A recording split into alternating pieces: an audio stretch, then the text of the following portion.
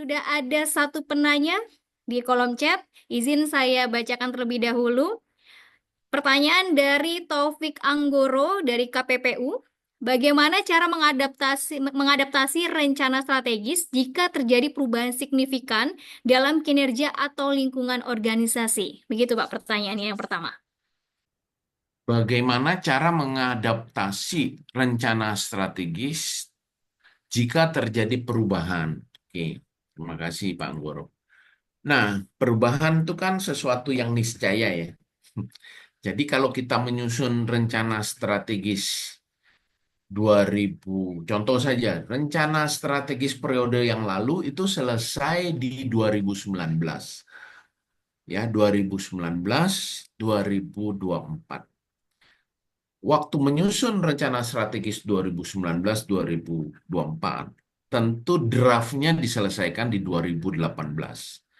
2018 tidak ada seorang manusia pun yang membayangkan 2020 akan COVID sampai 2023. Betul. Jadi, pada saat draft 2018 disusun, 2019 disahkan, awal semester 1 2019, maka substansi itu tidak ada yang membahas COVID. Karena apa? Karena data yang kita gunakan sifatnya historical, ex post facto. Sesuatu yang kita asumsikan akan seperti biasa terjadi, bisnis as usual, dan seterusnya. Nah, oleh karena itu Bapak Ibu sekalian, ada dua konsep atau dua istilah yang perlu kita pahami.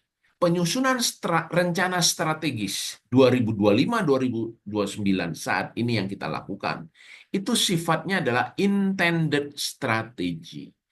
Intended strategy artinya berdasarkan data yang ada sekarang, kita proyeksikan ke depan di 2029 kita akan mencapai hal-hal tersebut. Tetapi sejalan dengan waktu, Bapak Ibu sekalian, masuk 2026, 2027, 2008, moga-moga tidak ada COVID-COVID unpleasant surprise seperti itu lagi, moga-moga. Eh, Moga-moga ada windfall ya, ada katakanlah berita-berita gembira. Nah, tentu itu perlu adjustment. Jadi adjustment itu merupakan kegiatan yang kita sebut dengan emergent strategy. Jadi, penyusunan strategi di awal namanya intended strategy, penyesuaian strategi dalam dalam perkembangan waktu periode strategi itu berjalan namanya emergent strategi. Sehingga Renstra yang kita bangun itu adalah sebuah realized strategi, strategi yang up to date ya. Nah, ketentuan peraturannya, ini saya bacakan di Permen 10, ya, yang tadi saya kutip itu, Permen 10 tentang Rencana Strategis 2025-2029, di sana sudah diatur, Bapak Ibu sekalian, bahwa ada perubahan terhadap Renstra dapat dilakukan. Jadi memang ada ruang untuk melakukan emergent strategi itu ketika ada kebijakan peraturan yang lebih tinggi dari lembaga kita. Jadi kalau KPPU misalnya berarti kalau ada perpres baru tentang perubahan organisasi Bapak update dari eh, substansi renstranya. Ya ini tadi ya misalnya perubahan tentang struktur, tentang SOTK Bapak Ibu lewat perpres atau perubahan undang-undang yang lebih besar atau terkait juga kebijakan nasional. Contohnya ini kan, instruksi Presiden nomor 1, efisiensi anggaran. Lah, waktu ngedraft, renseranya mungkin optimis. Tetapi kalau dilihat ada kebijakan baru, harus ada perubahan. Jadi, ruang perubahan itu atau ruang untuk melakukan emergent strategi itu sudah tersedia. Nah, bagaimana caranya menyesuaikan? Tadi saya katakan, walaupun tidak ada istilah yang dipakai tentang peta strategi, tapi strongly suggest kami mengatakan gunakanlah konsep peta strategi untuk melakukan identifikasi dan penyusunan renstra Bapak Ibu, sehingga hubungan sebab akibat antara sasaran program, sasaran kegiatan, sasaran strategis itu nyambung dalam konstruksi sebab akibat tiga dimensi seperti ini. Artinya apa? Tidak, kalau ada perubahan tidak semuanya dibuang lalu bikin baru, enggak. Kita identifikasi apakah ada sasaran yang harus kita rubah di level kegiatan, di level program, atau di level strategisnya? Apakah sasaran yang berubah, atau cukup indikatornya yang berubah, atau targetnya yang berubah, sasarannya tetap, indikatornya tetap. Nah, Pak Taufik, mudah bagi kita untuk secara sistematis melakukan penyesuaian. Oke, baik. Terima kasih, Pak Martinus. Selanjutnya masih ada dua pertanyaan, Pak. Izin saya bacakan. Yang pertama dari Muhammad Yazid Ahnaf. Pertanyaannya adalah, ketidakpastian strategis apa yang banyak membuat kebanyakan orang tidak nyaman? Itu yang pertama. Kemudian yang kedua dari Ibu Nuraini. Pertanyaannya, di antara sekian banyak kinerja yang harus diemban suatu instansi dalam menyusun Renstra, bagaimana cara menentukan kinerja mana saja yang masuk atau dijadikan sebagai sasaran kinerja sampai level kementerian atau lembaga, dan kinerja yang hanya perlu masuk di level eselon 1 ataupun eselon 2? Begitu, Pak. Dua pertanyaan tersebut. Oke, oh Mas Yafid udah buka buka apa layar. Apakah mau ditambahkan, Mas Yafid? Silakan, Mas Yafid. Ini kan pertanyaannya, ketidakpastian strategis apa yang banyak membuat orang tidak nyaman? Nyaman. Em,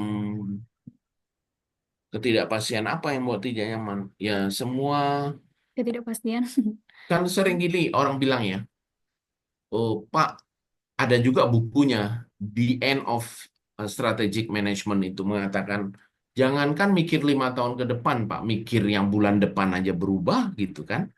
Nah, kalau begitu, nggak mungkin lah kita menyusun sebuah rencana ya, dalam time horizon 5 tahun, bulan depan aja bisa berubah gitu. Nah, jadi memang tidak ada yang pasti dunia ini kan. Kan sering kita mengatakan semua hal di dunia ini pasti berubah. Yang tidak berubah adalah perubahan itu, yang eh, yang tidak berubah adalah perubahan itu sendiri yang sudah pasti gitu. Jadi dengan demikian, eh, apa ruangnya adalah intended dan emergent tadi.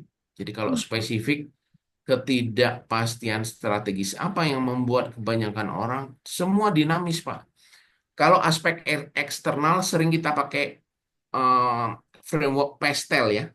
Kita petakan politik, ekonomi, sosial, teknologi, apalagi itu, legal dan environmental. Jadi apakah politik bisa berubah? Berubah. Bisa cepat? Bisa. Ya. Dan apalagi sekarang kalau sosial, sorry, kalau geopolitik internasional berubah, cepat sekali dampaknya ke nasional. Jadi apakah ketidakpastian politik bisa membuat tidak nyaman? Oh bisa, sangat bisa. Begitu juga ekonomi, apalagi tiba-tiba dolar peng, naik jadi 20.000, bisa krisis ekonomi juga gitu. Ya, sosial, teknologi sama. Nah, tetapi semua itu kalau tidak semua bisa berubah, ngapain buat rencana, Pak? Nah, itulah poinnya, Ibu Bapak. Bahwa seringkali orang kan bilang, we have nobody plan to fail. Tidak ada orang berencana buat gagal kan? Tapi banyak orang gagal buat rencana. A lot of fail to plan. Jadi dengan kata lain, karena ketidakpastian begitu tinggi, maka Renstra itu semakin dibutuhkan. Maka Renstra itu adalah sebuah platform dasar, sebuah acuan dasar yang punya ruang untuk dirubah. Nah, perubahannya apa? Yang tadi, intended strategi itu diberi ruang untuk emergent strategi. Ya. Begitu juga framework internal, ya, internal capabilities kita berubah kan? Tiba-tiba misalnya apa namanya, restrukturisasi. Tiba-tiba misalnya kalau swasta terjadi pergantian struktur pemegang saham. Tetapi kalau instansi pemerintah misalnya tiba-tiba perubahan, restruktur organisasi, menterinya diganti, ada kebijakan baru dan seterusnya. Hal-hal itu bisa merubah substansi, tetapi ruangnya tadi emergen dan intended strategi tadi. Apakah menjawab Pak Yasid? Udah cukup Pak Ya, menjawab. terima Oke. kasih. Terima kasih Pak. Yang kedua tadi, dari antara sekian banyak kinerja yang harus diemban, bagaimana cara menentukan kinerja yang mana yang masuk dijadikan sasaran? Oh, oke. Eh, Bapak Ibu sekalian, jadi peta strategi itu akan membantu kita. Bagaimana yang tadi ya saya share tuh, misalnya. Kalau kita bicara strategi, kita bicara hal-hal yang prioritas, hal-hal yang menyeluruh, hal-hal yang jangka panjang bagi organisasi. Nah, sebenarnya pertanyaan Pak siapa tadi yang terakhir? Eh, Pertanyaan Bu Nur Raini ya. Pertanyaan ini sangat bagus, Bu. Kenapa? Karena di dalam pertanyaan Ibu ini secara implisit itu ditekankan ada tarik-menarik ketegangan antara konsep strategi yang harus bersifat big breakthrough. Kan tadi pengertian strategi itu kan adalah cara yang kita pilih yang harus lebih baik dari waktu yang lalu. Cara yang kita pilih untuk menangkap peluang-peluang eksternal yang ada dengan memperhitungkan kapabilitas internal yang tersedia. Jadi sifat dari strategi yang kita rencanakan itu sifatnya adalah breakthrough. Sifatnya adalah sering mendatangkan ketidakpastian. Nah, tetapi dalam pertanyaan Bu Nur Eni juga mengatakan, Pak, kan ujungnya nanti jadi sasaran kinerja pegawai loh, Pak. Tadi yang menurut kita ini penting, signifikan, prioritas yang harus kita digaskan untuk mencapai hasil yang lebih baik. Tetapi ketidakpastian itu kan resikonya ke kita sebagai pegawai. Nanti kalau tidak tercapai kan tukinnya kepotong, Pak. Gitu. Jadi ada tarik-menarik ketegangan nih, Bu, antara sasaran strategis yang berfungsi untuk menjabarkan cara yang lebih baik yang kita pilih dibanding dengan sebuah ukuran kinerja yang harus memberikan fairness, yang harus memberikan bahwa kinerja itu merupakan sasaran yang memang tanggung jawab saya. Nah, jadi bagaimana caranya? Maka saya mengatakan peta strategi adalah sebuah jawaban. Peta strategi itu adalah seperti ini. Jadi sasaran-sasaran yang kita gambarkan menunjukkan Ibu hubungan sebab yang dilakukan di dalam unit kerja dan akibat unit kerja kita yang at the end of the day pada ujung-ujungnya nanti akibat itu menjadi akibat pelayanan publik yang dinikmati oleh masyarakat luas sebagai wujud pelaksanaan mandat kita sebagai sebuah lembaga pelayanan publik. Nah, oleh karena itu, Bu, sasaran itu harus digambarkan lengkap dan breakthrough tadi sebagai strategi, tetapi untuk menjadi sasaran kinerja pegawai, mulai dari eselon 1 sampai nanti dengan pelaksana, tidak perlu semuanya dipilih. Jadi sasaran ini ada sifatnya monitoring indicators dan performance indicators. Jadi indikator itu nanti kita bisa bedakan in pada sebuah sasaran ada yang indikator kinerja dan itulah yang kita ambil jadi indikator kinerja dan ada indikator monitoring. Ya, saya ambil contoh misalnya KPK contoh ya, kami juga membantu. Ada indeks persepsi korupsi IPK, Indeks Persepsi Korupsi. Itu ukuran dari eh, se- u- apalah, sebuah eh, indeks yang merupakan akumulasi dari agregat-agregat indeks pengadilan juga di situ, indeks kemudahan berusaha di situ, dan seterusnya dari Transparansi Internasional. Nah, sedangkan KPK tugasnya tidak seluas itu peran tanggung jawabnya. Sebagai contoh aja, KPK tidak boleh masuk pada institusi militer. Nah, IPK tadi, Indeks Persepsi Korupsi, jangan dijadikan jangan dijadikan indikator kinerja, tetapi jadikan indikator monitoring bahwa IPK kita semakin baik karena kerja-kerja kita di level sebab. Di Kementerian Keuangan juga sama.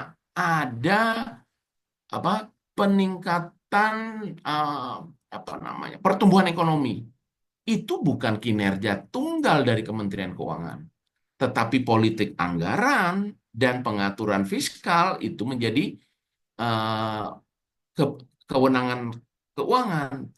Tetapi pertumbuhan industri, ya, eh, defisit negara, defisit belanja negara dan seterusnya itu mempengaruhi.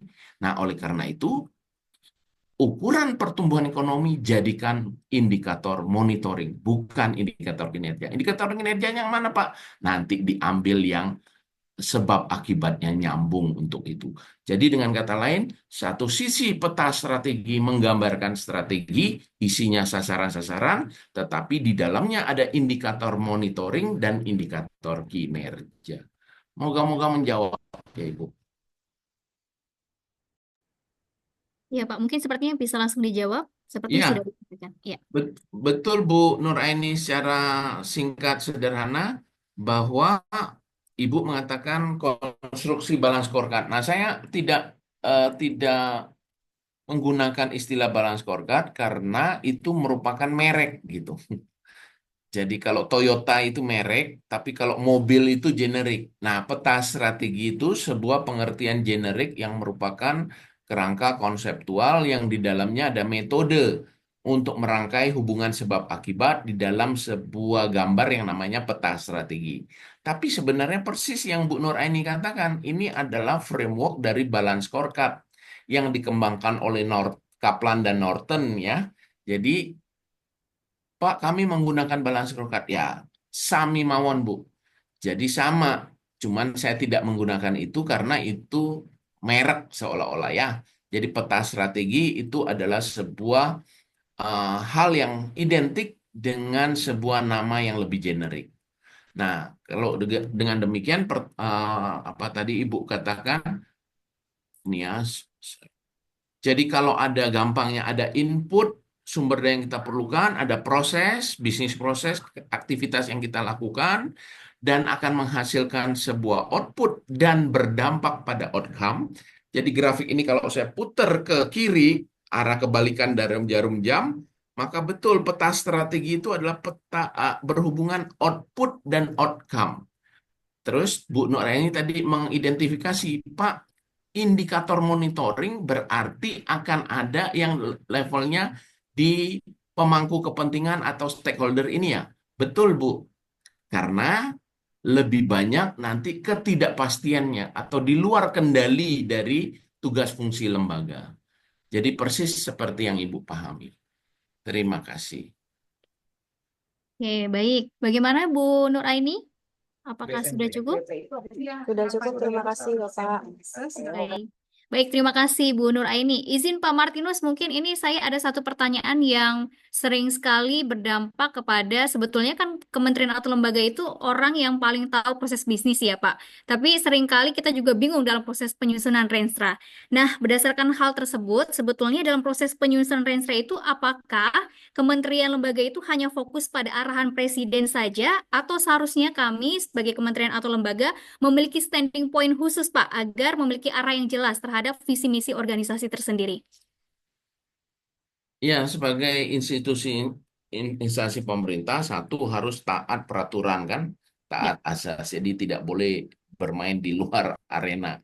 Sehingga eh, apa namanya SOTK ya, struktur organisasi dan tata kerja organisasi, ruang lingkup, eh, mandat yang diberikan, itulah menjadi ruang menyusun Renstra. Lalu dalam kaitannya bagaimana kita menyusun visi misinya harus tidak boleh keluar dari RPJMN yang hari-hari ini masih kita tunggu RPJMN 2025-2029-nya, sehingga nanti kalau RPJMN sudah keluar secara de facto ya, secara legal formal de jure, maka substansi itulah yang kita turunkan menjadi visi misi lembaga kita.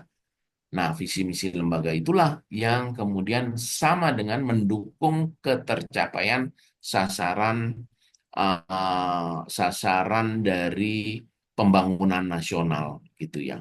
Jadi dengan kata lain, saya share sedikit.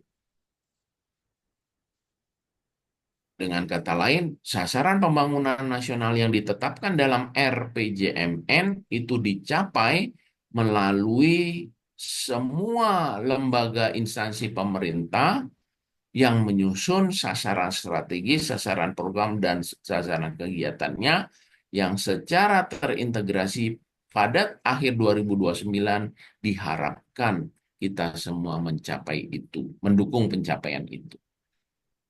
Gitu Pak, Mbak Nia. Jadi satu, sesuai dengan ruang lingkup bidang peraturan perundangan. Yang kedua, harus mengarah kepada sasaran pembangunan nasional. Baik, terima kasih Pak Martinus. Dan dikarenakan sudah tidak ada pertanyaan lagi, ya. Ini kita sudah cukupkan Pak Martinus. Terima kasih atas banyak sekali insight-insight yang menarik yang sudah diberikan kepada Bapak Ibu yang sudah bergabung pada siang hari ini.